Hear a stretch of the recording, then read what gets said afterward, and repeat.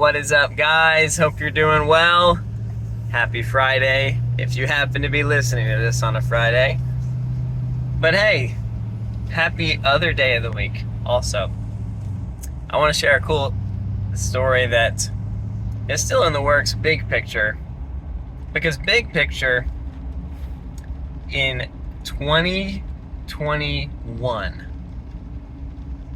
in my times with God, in my times journaling, etc., I began feeling multiple times a strong sense that basically our investments were gonna crush it, like astronomically, in that calendar year. And that's the short version of what I felt like God was saying.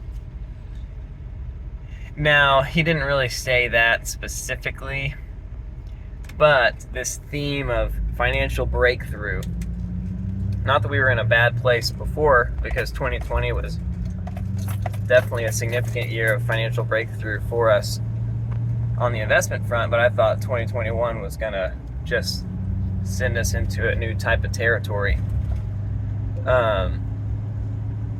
because of this theme of financial breakthrough and stewardship and wealth, etc., that I felt like God was talking to me a lot about in a way that at first made me super uncomfortable, because I'm like, isn't this like bad to talk about? Like, I don't even understand what's happening right now, but God, you can do whatever you want because you're the boss. Anyways, that's a little bit of backstory context, and I will say that the specific like financial return, investment return type of like explosion that I thought was going to happen in 2021, it has not happened yet.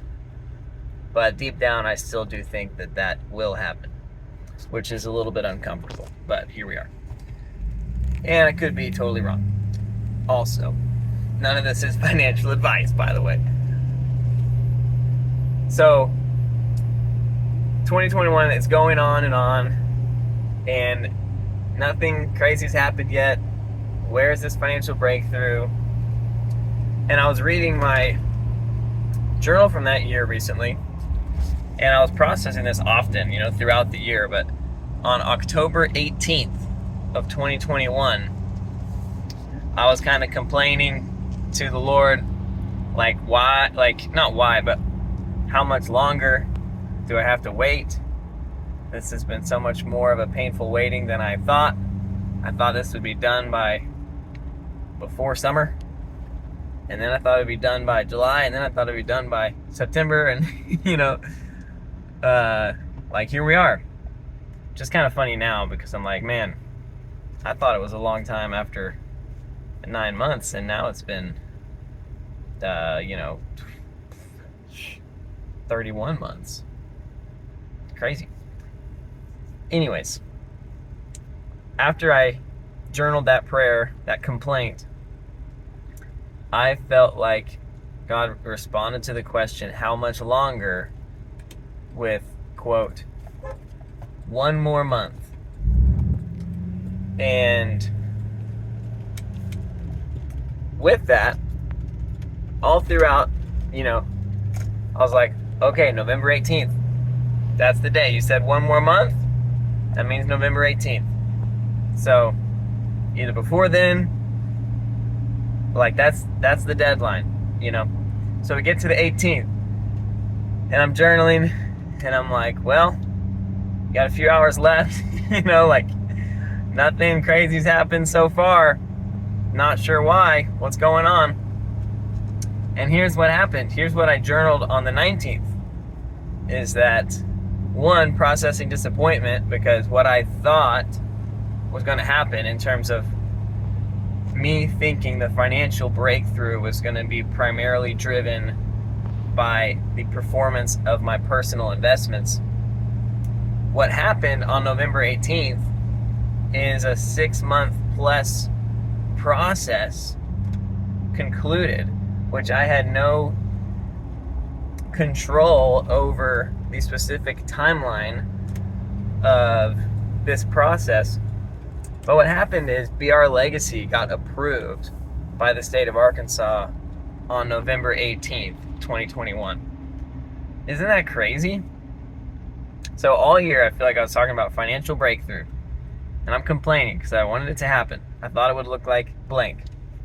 And then October 18th, how much longer, God? I feel like God says one more month. November 18th, 1 month later, BR Legacy is approved. I'm officially a financial advisor. I can receive financial compensation for giving financial advice, for managing investments, for financial planning.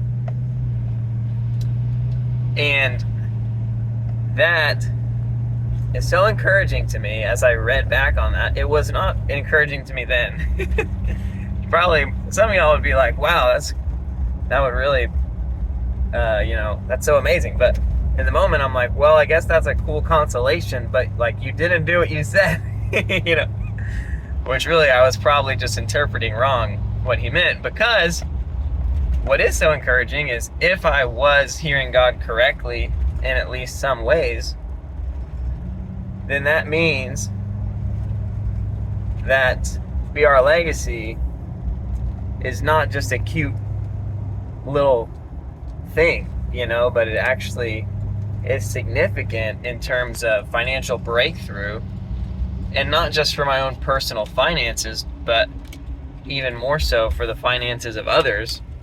And it's cool because the only way it even can be a breakthrough for my personal finances is if it is a breakthrough for very many others.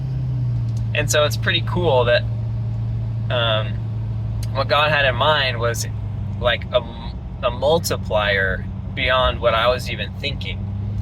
And I do just acknowledge that cool timing. I love hearing God testimonies because I think it's so important to believe that God speaks. I think it's so essential to a healthy and whole relationship with God, which I'm a big fan of. I'll endorse that for sure. But it's not just cool because of the cool timing, it's also cool because in the year and a half since then, God has brought people to BR Legacy. It's begun providing more and more. It's not like this crazy otherworldly reality at this point by any means, but man, it's just like such a gift. It is hard to express how much joy I feel about having the clients that I have, and I just feel like I lead the best financial firm in the world because I have the best clients in the world. And I'm like, if I get to work with the best people ever, then this is the best job ever. And like, if the people I'm leading are the most God-centered financial stewards in the world, then this financial firm is going to be the most blessed financial firm in the world. Like, it's hard to describe how much confidence I have in not my ability to perform as an investment manager per se, but in God's faithfulness to honor those that honor him, and to exalt the humble. And I'm just like, man, if I can protect the quality of clientele, like, who cares about quantity? Like, God can just drop $1 billion, like, from stinking clouds if you wanted to. Like, Jesus pulled some coins out of a fish's mouth that he pulled out of the lake, like, hold on, you need some money? Let me grab this fish real quick. He actually told Peter to go cast the net and grab whatever, but you get the idea. I love BR Legacy. I love getting to lead the firm, and I just wanted to share this specific testimony of a cool way that God was speaking to me about it before I even knew that he was speaking to me about it, and just foreshadowing financial breakthrough that was to come, and that still is to come in many ways. I don't think it's done. So I'm excited to see what that all entails, but if and when I do feel like that day has come, it will still be a hard thing to communicate about because it's very important. that anyone listening to this video knows that this is not financial advice. And let's say all my clients in 1 year's time 10x their money. Like, I can't just go start saying that, which is a little bit weird because you'd think people would want to know, like, which financial advisors have a history of outperforming or whatever. But, like, you can't advertise based on performance because everyone's different and the time is different. Like, if all my clients 10x in this next year, and if for whatever reason you knew that, you might think, oh man, I want to get in on that. But the reality is the opportunity that my clients had a year ago would not be the opportunity that you would have at that point. You know, like, that opportunity is already done. You can make whatever they'll make from here. You know, is there another 10x? Who knows? But you know what I mean? Anyways, advertising rules related to financial performance are kind of lame. But I'm excited to see what the financial breakthroughs look like, and just thankful for the timing of BR Legacy being approved and God wanting to use it in significant ways. So stay tuned. That's all I got for y'all today. Life is worship. God is love.